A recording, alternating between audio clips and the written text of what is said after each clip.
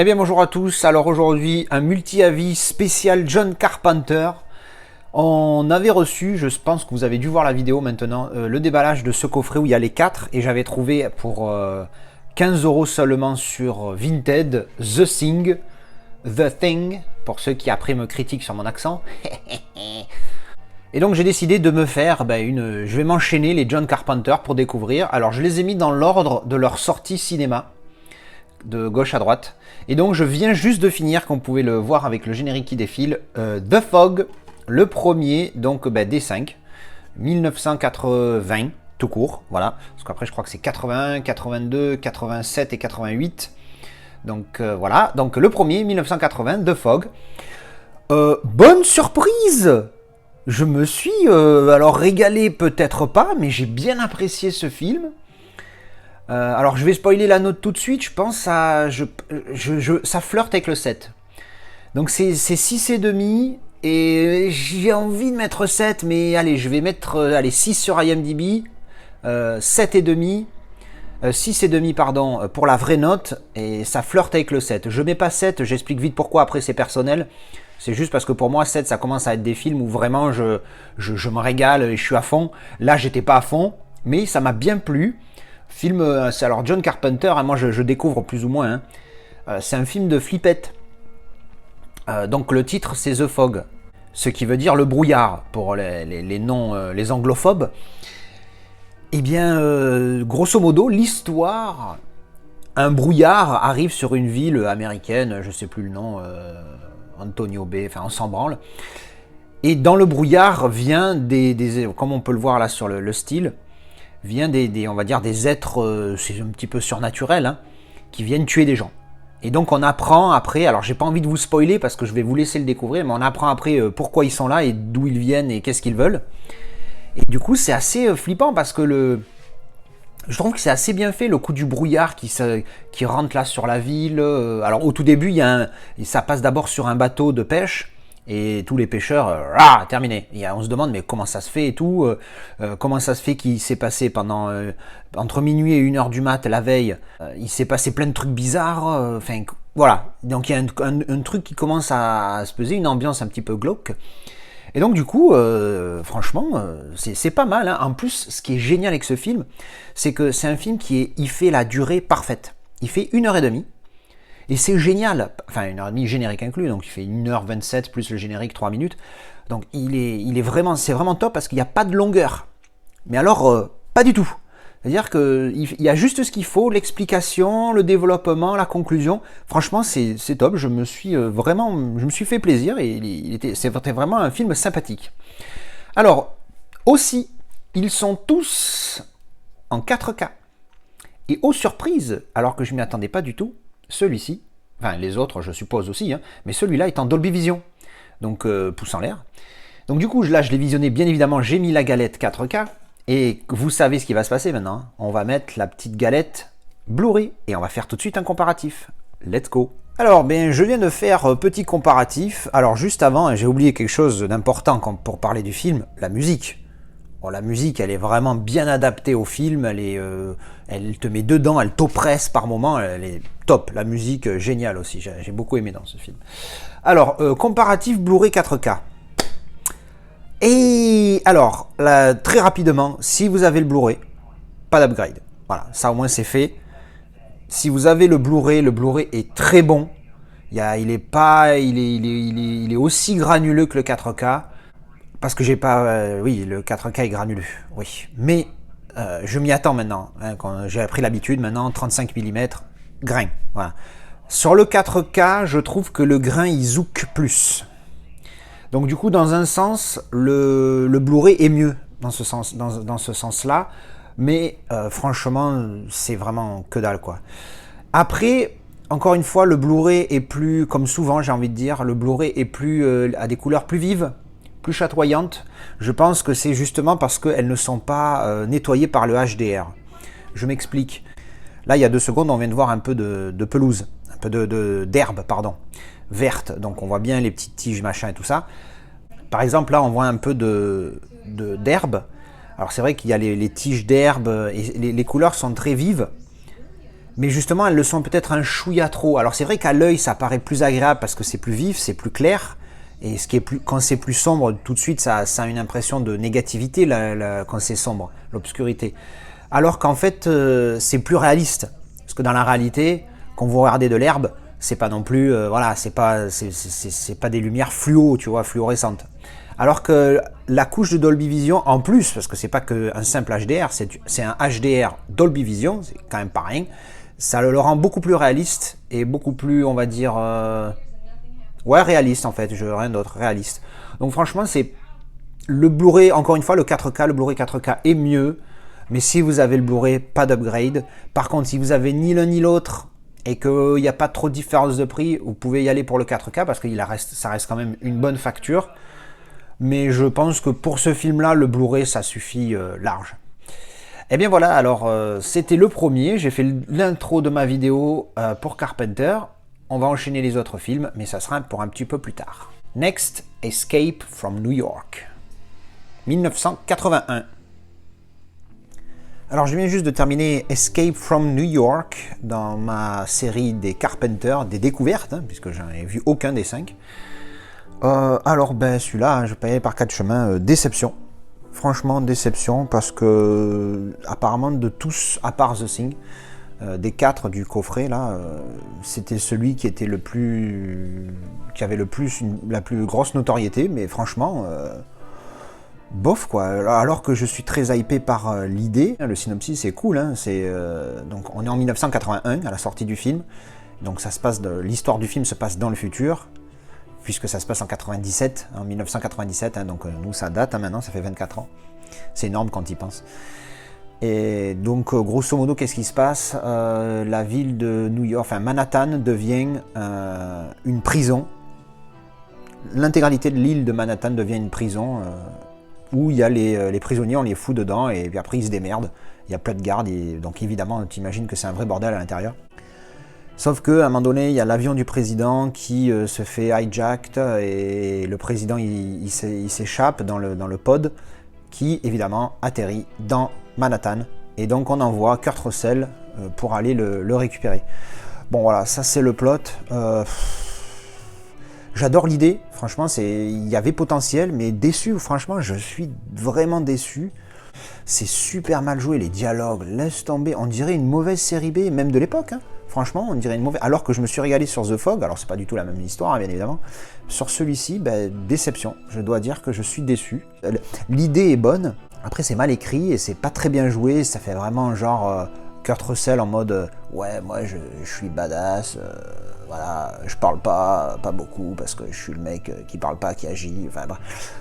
Vraiment pas top quoi, déception. Je vais mettre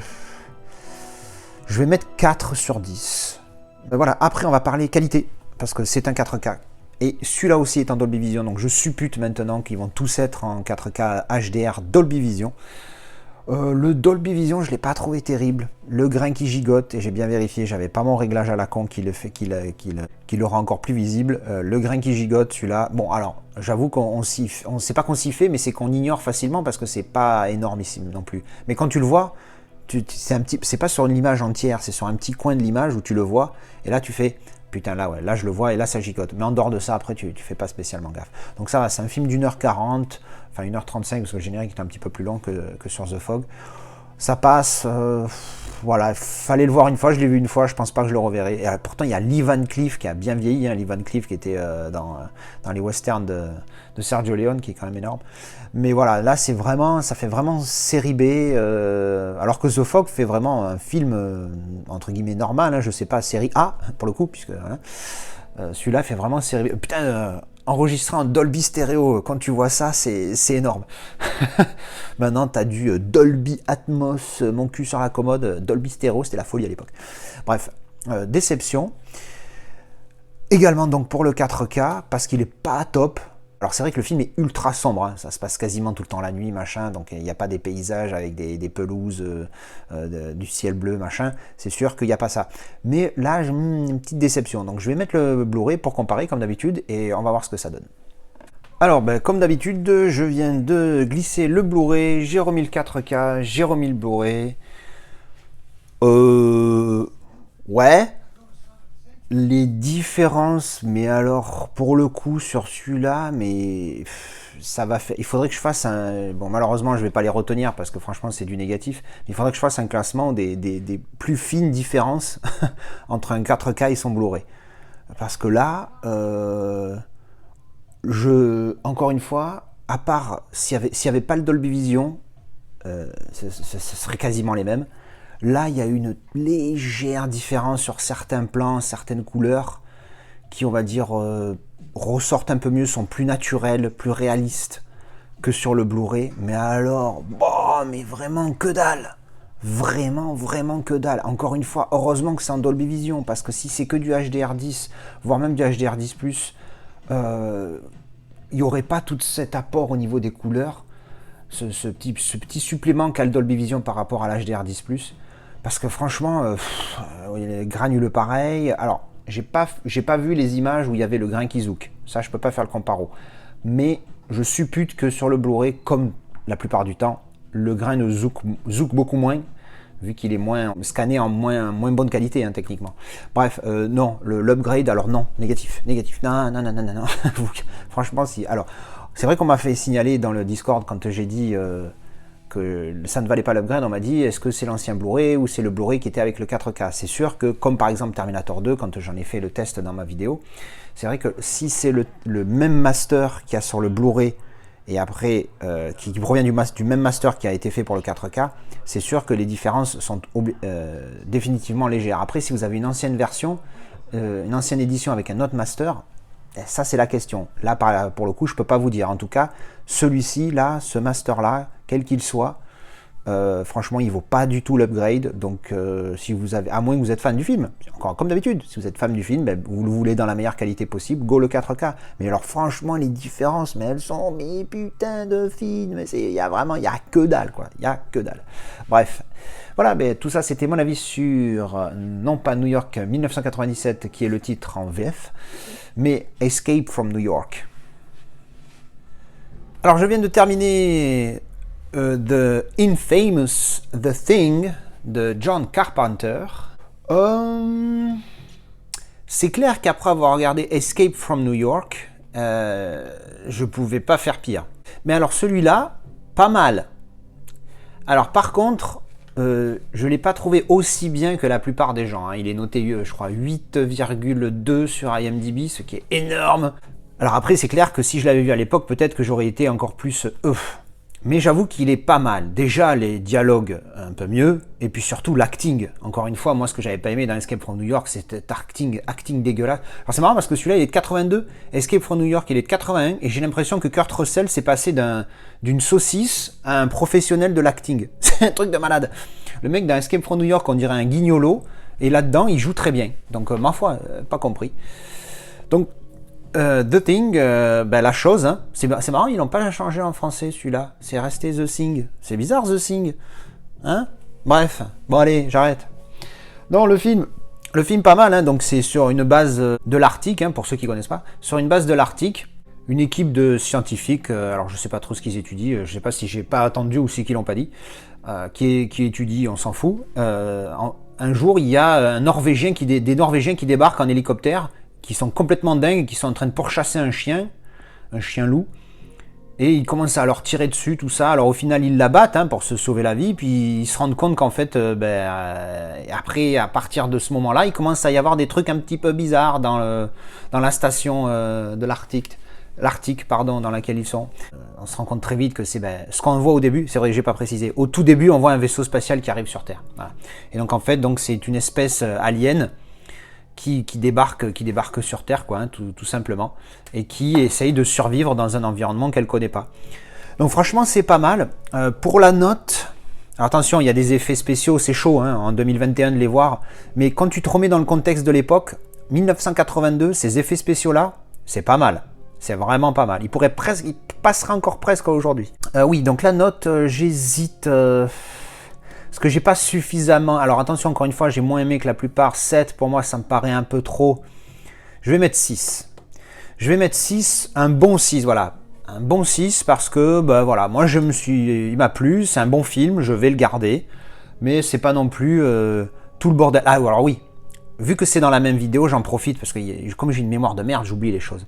Un truc que j'ai pas signalé en tout cas pour The Fog, c'est la musique. La musique ambiante, enfin je sais plus, je l'ai peut-être dit, mais voilà, bref. La musique ambiante, c'est un truc de malade. Et pour The Thing, c'est la même. Je me rappelle plus Escape from New York. Je l'ai déjà mis en vente. Mais alors pour celui-ci, c'est pareil. La musique, elle est très pesante, angoissante. Tu vois, donc c'est le jeu. C'est pas mal, c'est pas mal. Vraiment, je comprends l'engouement pour ce film.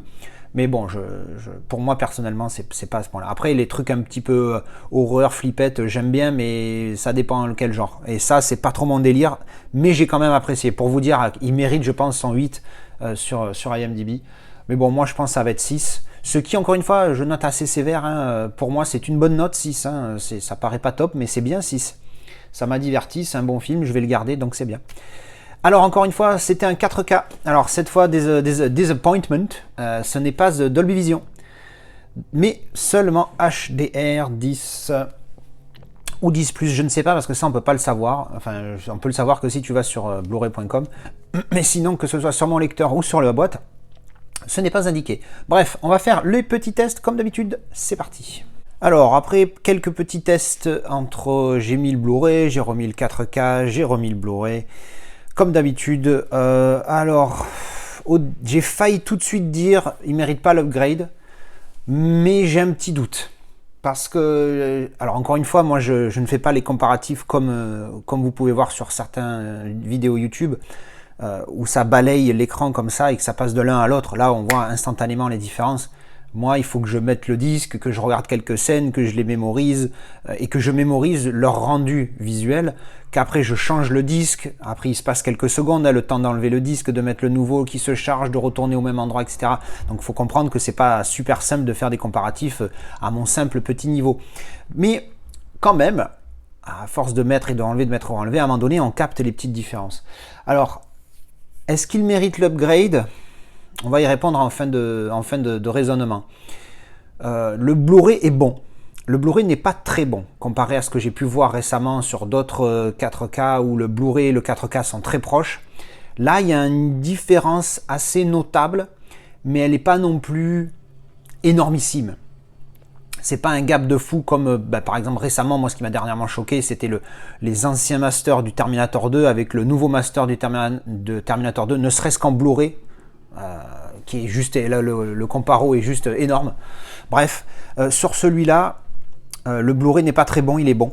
Mais clairement, quand on met le 4K, alors là c'est marrant parce que même si le HDR est présent et fait son job, c'est pas du Dolby Vision. Ça se ressent quand même un petit peu, j'ai envie de dire. Alors après, psychologiquement, je sais que c'est pas du Dolby Vision, donc peut-être que je suis influencé, encore une fois.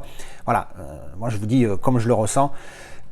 Il est pas assez, enfin, il pourrait être encore mieux grâce à un Dolby Vision éventuellement, mais bon, là il est quand même bien, on voit l'apport du HDR, mais pour le coup, il y a aussi une différence de piqué, j'ai remarqué sur des visages, ou sur, par exemple à un moment donné, on voit le chien de près au début du film, il y avait une différence de piqué, il est bien plus précis le 4K, ce qui est logique hein, en même temps, mais en tout cas là c'est notable, on voit la différence. Donc est-ce que ça mérite l'upgrade ? Comme d'habitude, on en revient à la même question, est-ce que vous êtes super fan du film ? Si vous avez déjà le Blu-ray, moi je dirais non, parce que voilà, moi je suis pas super fan du film, et puis bon, voilà, les différences sont pas assez notables. Et encore une fois, le Blu-ray, en tout cas celui que j'ai eu avec ce 4K, est très bon, donc, enfin est bon, donc ça va, hein, y a pas. Si j'avais eu que le Blu-ray, je pense pas que j'aurais, connaissant la différence, je n'aurais pas upgrade. Bon, maintenant que je l'ai, je vais le garder, bien évidemment. Bref. Est-ce que ça mérite l'upgrade ? Je dirais non, mais c'est un petit non. C'est voilà, ça pourrait, c'est chaud. Donc si vous aimez le film, oui, allez-y, go upgrade. Alors il se vend super cher. Moi j'ai chaté, hein, j'ai eu le style en 4K pour 15 balles sur Vinted. Sinon c'est 40 minimum. Donc j'ai eu du cul. Mais voilà, encore une fois, si vous trouvez le film pas trop cher, allez-y. Mais sinon, voilà, les différences, elles sont là, elles sont notables, mais elles sont pas énormissimes. Et bien voilà. Mon avis pour The Thing, et plus tard on se fera Prince of Darkness. Alors je viens juste de finir Prince of Darkness. Écoutez, alors que quand j'ai dit que je le visionnais dans le Discord, on m'a dit ouais, pas trop aimé, machin. Franchement, je l'ai trouvé sympatoque, moi j'ai bien aimé. Encore une fois, pas un chef-d'œuvre, surtout quand tu le découvres sur le tard, mais pas mal. Alors encore une fois, pour ceux qui me suivent un petit peu, vous m'avez déjà entendu dire ça, ça parle de religion. Donc quand ça parle de religion, moi je suis hypé.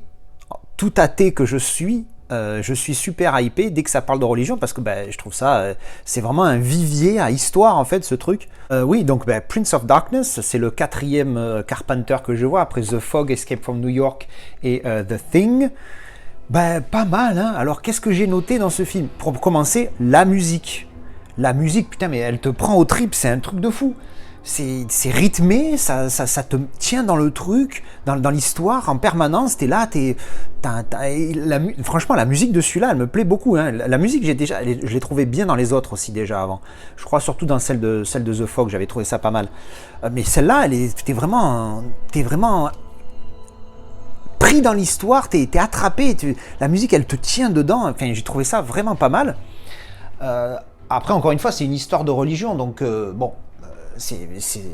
Moi ça me plaît bien grosso modo. Alors pour ceux qui connaissent pas, c'est vrai, vite fait, donc c'est un scientifique qui est contacté par un prêtre parce qu'il veut venir faire une investigation sur quelque chose qu'il a retrouvé. Alors ça j'ai pas trop bien compris comment il l'a retrouvé, mais bon, ça limite on s'en fout, c'est pas ça le truc important de l'histoire. Et une espèce de gros tube avec quelque chose à l'intérieur. Bon, ça j'avoue, ça j'ai zappé un petit peu l'explication de ce que c'est, mais c'est pas le plus important pour la compréhension du film. Bref, non, sinon j'ai trouvé ça pas mal. Après, évidemment, il n'est pas parfait. Pour la note, je vais mettre un bon 6, comparé aux autres où j'avais mis un 6 tout court. Là, je vais mettre un bon 6, parce que voilà, ça reste pas non plus un gros chef-d'œuvre. J'ai l'air de m'être régalé, mais voilà, il m'a plu, mais sans plus. C'est juste parce que voilà, c'est le fait d'être parti sur des mauvaises appréhensions, et au final, je suis satisfait, donc pour le coup, voilà. Bon, alors je vais essayer de rester un minimum objectif.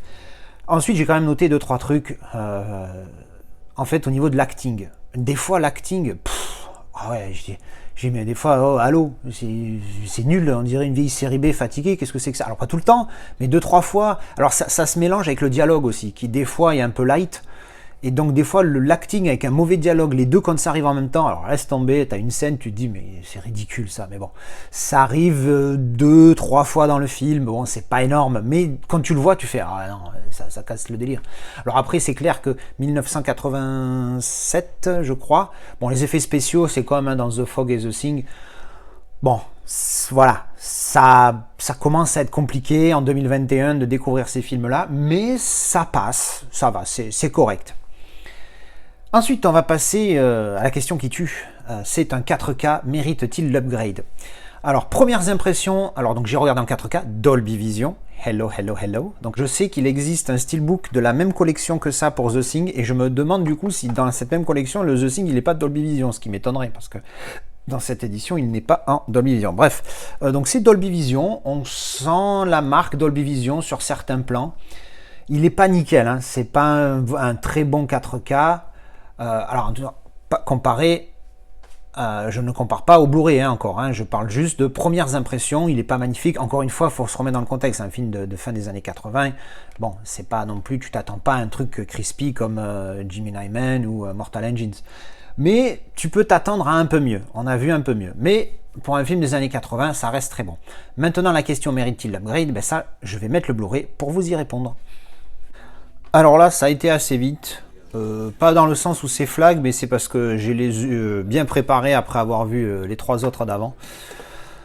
Alors malheureusement, ça se rapproche un petit peu des précédents. Alors pas de Escape from New York, parce que pour le coup, celui-là, vraiment, les différences, elles étaient à peine perceptibles. Là, on sent encore l'apport du Dolby Vision qui est quand même assez énorme. Encore une fois, alors, je précise, hein, c'est peut-être un réglage qui vient de chez moi, mais pourquoi ça apparaît bien en Blu-ray et moins bien en 4K? De quoi je parle? De la clarté. La clarté, c'est le même réglage que j'ai, que ce soit sur les Blu-ray ou sur ma clarté d'image, elle est réglée pareil sur les Blu-ray et pour les 4K. Blu-ray standard et Blu-ray 4K. Et malgré tout, le Blu-ray, il est beaucoup plus clair, beaucoup plus brillant. Donc, c'est un petit peu bizarre, mais comparé à d'habitude, cette fois, la non-clarté du 4K n'apporte pas un plus significatif. Donc, est-ce que ça mérite l'upgrade? Non. Encore une fois, moi je compare avec le Blu-ray qui est vendu avec le 4K, donc c'est peut-être certainement même le même master. Après, est-ce qu'il y a des Blu-ray anciens qui sont moins bien masterisés que celui-ci? Je ne sais pas. En tout cas, sur ce Blu-ray là, entre les deux, le Blu-ray suffit large. Alors oui, encore une fois, c'est plus précis en 4K, c'est mieux, ça il n'y a pas à chier. Mais est-ce qu'il y a une vraie diff? Non. Tu vois, autant The Thing, j'étais partagé parce qu'il était bien mieux que le Blu-ray, alors que là, il est mieux, mais comme le sont tous, en fait, quasiment. Pas énorme. Au niveau de la couleur, du HDR Dolby Vision, c'est clair que c'est ça qui fait la petite diff. Mais il est moins flag que les précédents. En tout cas, au niveau du Dolby Vision, il apporte moins le Dolby Vision sur celui-là que sur les deux d'avant. J'exclus The Thing qui n'est pas en Dolby Vision. Donc voilà, bah écoutez, ça c'était mon avis pour The Prince of Darkness, sans le The. Ah oui, ça c'est le fameux machin qu'on voit dans le film qu'ils étudient. Voilà, pour info. Alors, je viens juste de terminer They Live. Holy shit! Putain, je me suis régalé. Là, pour le coup, je me suis régalé. Autant j'ai apprécié Prince of Darkness, j'ai apprécié The Thing, j'ai apprécié The Fog, mais alors They Live, celui-là, mais putain, mais c'est tellement... Non mais 1988, non mais le mec, j'ai pas envie de dire visionnaire, parce qu'on n'en est pas là, on n'est pas envahi par des... parce que j'ai pas envie de totalement spoiler, mais on n'est pas envahi. Mais putain, mais ce message, ce film à la 1984 encore, enfin, qu'est-ce qu'il vous faut de plus, les gens? Open your eyes, ouvrez les yeux, nom de Dieu. Ça, il y a un message de malade dans ce film. Comment? Enfin, je sais pas, il y a tellement de films. Alors je sais pas, il y en a qui appellent ça cinéma d'anticipation ou quoi. Alors évidemment, c'est pas à prendre au pied de la lettre ce film-là, mais il y a quand même un message de malade dedans. Je me suis régalé. Je vais pas développer parce que j'ai pas envie de spoiler. Si vous connaissez pas ce film, allez voir ce film, il est top. Voilà, je me suis régalé. J'hésite pour la note. Ça, presque 8 hein, quand même, hein. C'est presque 8. Allez, je vais mettre 7,5, mais c'est presque 8. Hein. Voilà, ce serait un tout petit 8, mais je préfère donner un bon 7,5 plutôt qu'un petit 8. Donc franchement, je me suis régalé, super film. Alors, malgré le fait qu'il soit assez court, il dure 1h34, il y a eu quand même des petites longueurs rounettes. Pas beaucoup, mais il y a des fois, tu te dis, il y a des scènes qui durent un petit peu trop longtemps. Alors, je ne sais pas si c'était pour faire 1h30 à l'époque, mais il y a des scènes où elle est juste un peu trop longue. La même scène, mais genre 1 minute, 2 minutes ou 3 minutes de moins suivant les scènes, ça aurait pu être mieux. Mais bon, c'est vraiment un détail. Alors après, c'est vrai que j'ai pas expliqué le film, comment ça se passe. Au début, c'est un mec aux États-Unis, il cherche un boulot, il est là, il galère et tout. Et un jour, il trouve un boulot dans un chantier. Et puis après, il squatte un peu avec des SDF, tout ça. Et un jour, il voit qu'il y a une attaque de police sur une église qui est juste à côté. Et au final, il arrive à récupérer des lunettes. Et au final, je vais dire ce que je voulais dire tout à l'heure quand j'ai dit on est envahi d'eux. Il arrive à récupérer des lunettes. Et puis quand il met ses lunettes, ben, au lieu des panneaux publicitaires, en fait, il y a tout ce que vous voyez sur le steelbook. Parce que quand on voit le steelbook, ça pourrait spoiler. Mais vu que tu comprends pas, ben, en fait, ça spoil pas. Obey, sleep, donc obéis, dors... pas de pensée, sois uniforme, machin bidule, tous ces messages-là apparaissent à la place des publicités. Là, il y a un message de malade. Il enlève les lunettes, il voit une publicité, on va dire, normale. Et en fait, quand il met ses lunettes lui permettent de voir ça. Regarde la TV, dors, achète, soumets-toi. Enfin, et aussi... il voit que certains humains, en fait, ils ont une tête un peu, on dirait, des aliens, hein, tout simplement. Et en fait, il voit ça. Et l'idée, c'est d'essayer... Et apparemment, les gens qui ont créé ces lunettes, ils essayent de réveiller les consciences. Et lui, du coup, il joue à la partie, quoi, tu vois. Enfin bref, je me suis régalé. Ce film, c'est des 5 de Carpenter là que j'ai vu, c'est les meilleurs. Alors Escape from New York, je l'ai déjà revendu hein, parce que j'avais pas aimé. Mais alors de tous, franchement, c'est celui-là le meilleur. Donc ça a fait 6. Alors il y a eu 6,5, je sais plus, mais celui-là, voilà, allez, 7,5 parce que vraiment celui-là était pas mal.